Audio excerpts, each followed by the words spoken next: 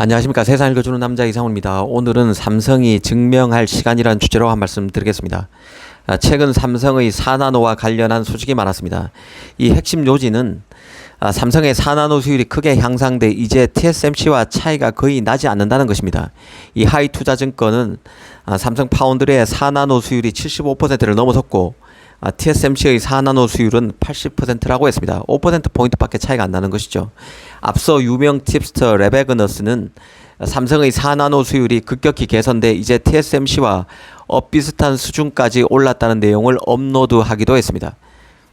이 출처는 애플 경영진 회의를 녹취록한 것입니다. 이 가장 최근에는 삼성이 4나노 수율 진전과 맞물려서 처음으로 내놓은 고성능 컴퓨팅 HPC 칩 전문 노드인 SF4X의 첫 고객도 확인됐습니다. 바로 미국 AI 칩 업체인 그로크입니다. 이 얘기를 다시 꺼내는 것은 엑시노스 때문입니다.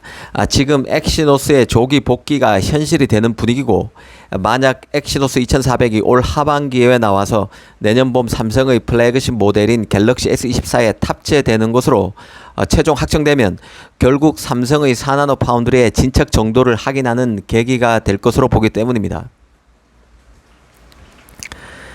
사실 삼성의 AP 사업은 굴욕 그 자체였습니다.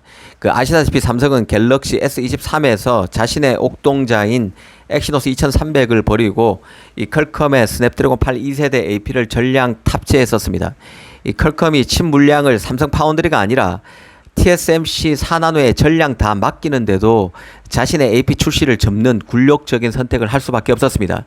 바로 AMD GPU IP를 최초로 탑재해서 만든 엑시노스 2200이 스냅드래곤에 비해서 현저히 못하다는 냉정한 결론을 받아들여야 할 상황이었기 때문입니다. 더구나 삼성 파운드리의 수율, 발열 등 제작 노하우도 TSMC에 뒤처지는 점도 삼성의 이런 결정에 한몫했다는 생각입니다. 다만 최근에는 분위기가 좀 달라졌는데요. 삼성이 점점 AP 성능을 끌어올리고 있음이 하나 둘 가셔야되는 양상입니다.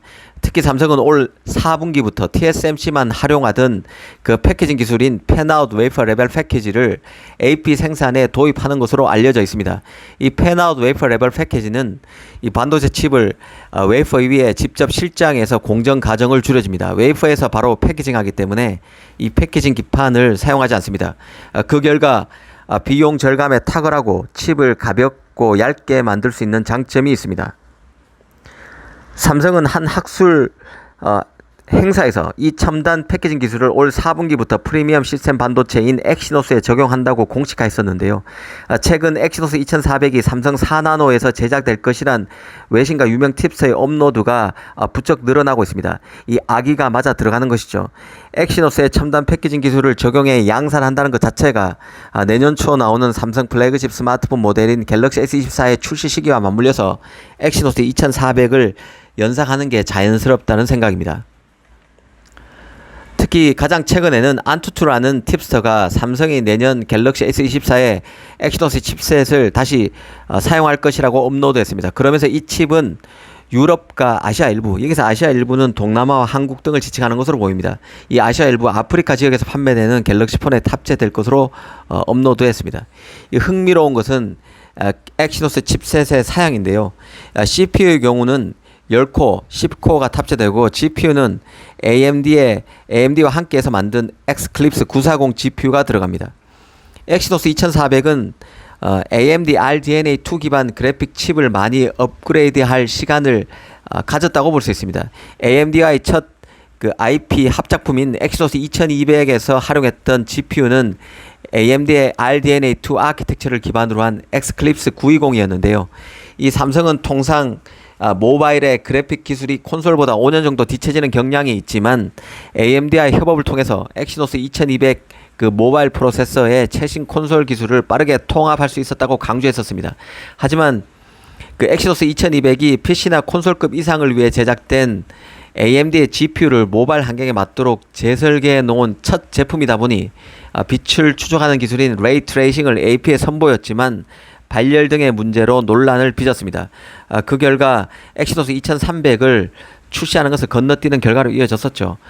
그 대신에 전력 소모, 발열 등의 문제를 빠르게 해결할 시간을 벌었고 제작 파트인 파운드리도 4나노 수율 향상 얘기가 이번에 나오고 있어서 이번 그 엑시노스 2400에 대한 기대감이 커지고 있는 상황이라고 이해하시면 될 것 같습니다.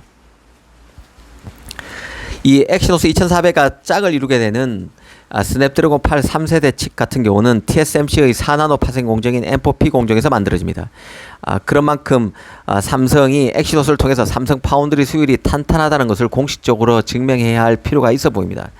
그 엑시노스 2400이 2400 성공이 중요한 이유 중 하나는 구글의 텐서 칩은 물론 다른 팹리스의 4나노, 3나노 유체에도 영향을 준다는 점 때문입니다.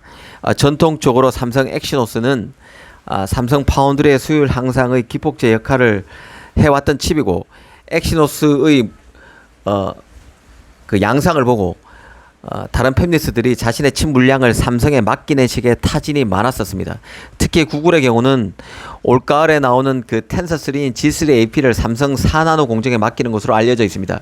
구글 텐서3 같은 경우도 엑시노스 2400과 같은 4나노 LPP 플러스 공정을 쓸 것이란 관측이 지배적입니다.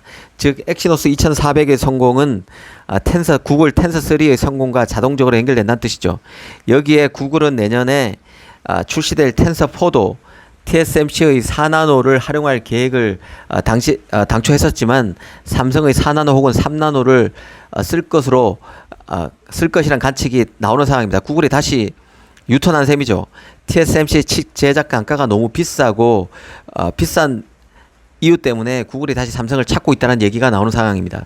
이런 맥락까지 두루 고려하면 엑시노스 2400의 성공이 갖는 의미는 클 수밖에 없습니다.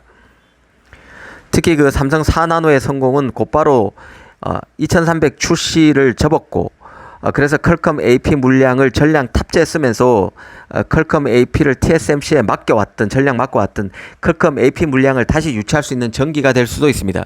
이 퀄컴으로서도 비싼 가격을 주고 TSMC의 모든 칩 물량을 주기 싫을 것입니다. 삼성 파운드리의 실력 업그레이드만 담보된다면 굳이 TSMC의 모든 칩 물량을 맡길 필요는 없는 것이죠. 퀄컴이 그렇다는 얘기입니다.